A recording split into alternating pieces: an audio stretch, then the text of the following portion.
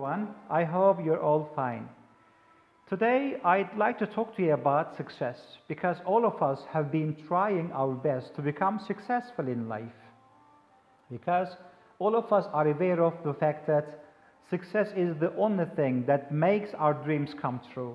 That's why we never refrain from using all our resources to become successful, such as our time, money, energy. Even we risk our health to become successful in life. But I think being successful depends on making right decisions. As long as you make right decisions, then you are likely to become successful. Otherwise, it's almost impossible. And there's a funny thing about making right decisions. First of all, there is an estimate that an average adult person makes about 30,000 decisions every day. It's hard to believe 30,000 decisions we make every day. According to another estimate, 80% of these decisions are wrongly made. Oh my God. So how can you expect a person to become successful if 80% of his decisions are wrong? It's impossible. Then the question arises, how can we make right decisions? I think the first condition is to know yourself, right? As long as you know yourself, then you are very likely to make right decisions. And Gardner actually explains among his multiple intelligences, intrapersonal intelligence, which is the ability to understand yourself, understand your feelings. Accordingly, you make your decisions. So if you have intrapersonal intelligence, you are very likely to make right decisions.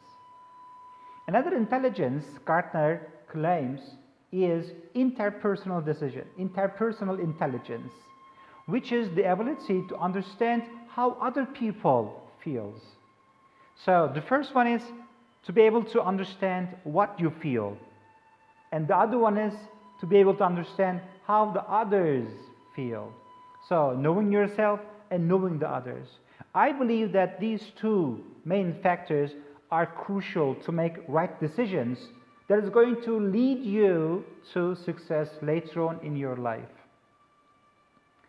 Well, as far as I am concerned, I have my own strategy to try to make right decisions. In daily life, very often we find ourselves in tense situations, harsh conditions, and you have to make a decision anyway. When I find myself in such situations, I generally imagine myself somewhere 30, 40 years into the future. Then from that place, that time, I look back at this very moment.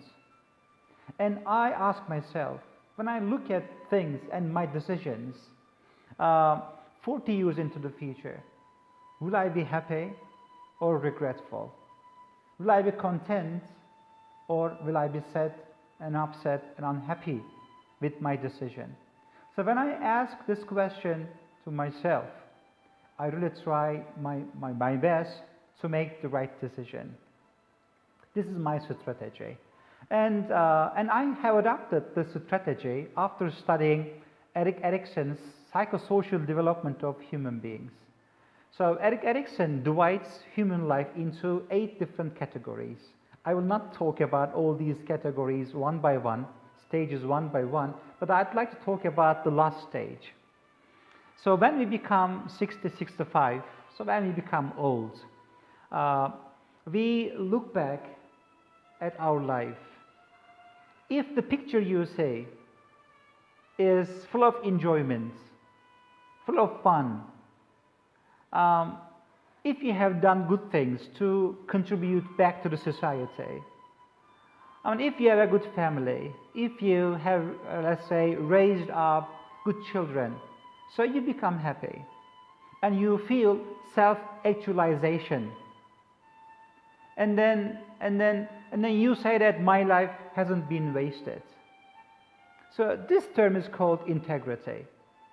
And the opposite is when you look back at those days in your past, if you're not happy because you wasted your life with hatred, regret, wrong decisions, and you haven't produced anything positive for you and for the people around you, then you feel sadness, and you fall in despair. So this stage, you find yourself in between these two terminologies, these two psychological situations, integrity or despair. So now I am around 40s, and when I become, if I live that long, 60s, 70s, I'd like to feel integrity in my life. That's why I imagine myself in those times and look back at this very moment, and I try my best to make the right decision. This is the way of my decision-making policy. I hope all of us will make right decisions to be successful in life. Have a good day.